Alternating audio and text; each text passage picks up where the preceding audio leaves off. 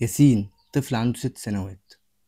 والدته اكتشفت ان هو بيتألم اثناء عملية الاخراج وهو بيعمل حمام. وبالليل وهي راحة تغطيه وهو بينام، اول ما قربت منه قال لها لا، ابعدي عني، هو انت عايزة توجعيني زي عمو؟ قالت له عمو مين يا حبيبي؟ الام اتخضت طبعا من الكلمة. في ايه يا ياسين؟ احكي لي.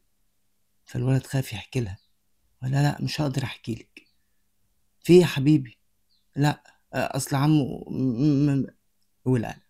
المهم الام اخدته تاني يوم وراحت كشفت عليه، فاكتشفت ان هو عنده اتساع 1 سنتي زيادة في فتحة الشرج.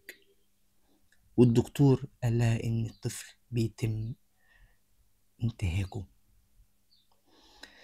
بدأت المشكلة من هنا. والد الطفل مسافر، فالأم قعدت تسأل الولد وأصرت. المهم الولد حكى لها. الولد حكى إيه بقى؟ إن الناني بتاعة المدرسة بتاخده تنزله لواحد كبير، المفروض إن هو مدرس عندهم.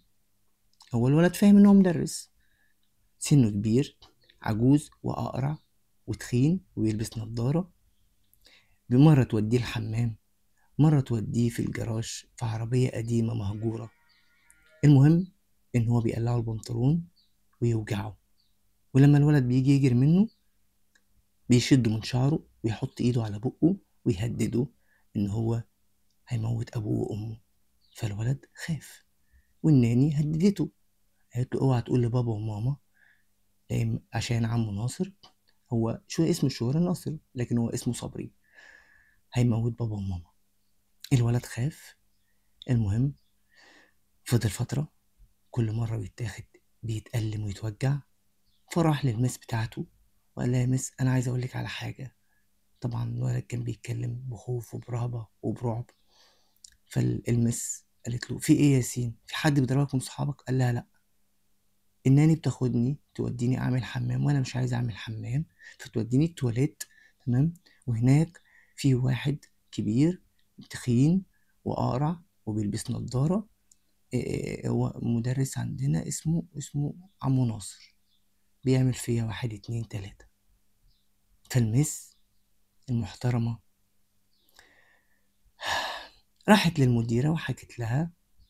قامت المديرة مديه ياسين عصاية وقالت له ايه، خد حقك من عمه وخلاص كده الموضوع خلص، اوعى تقول لبابا وماما.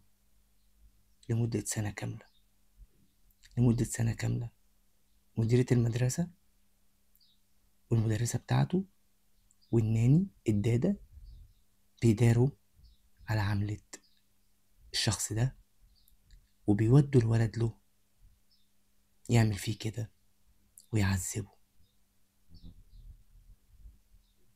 أبوه اللي متغرب برا مصر علشان يجيب فلوس يدخلوا مدرسة خاصة، مدرسة لغات، يدفع لهم أرقام تخض علشان المفروض إن هم بيحافظوا على ابنه، فيعملوا كده في ابنه.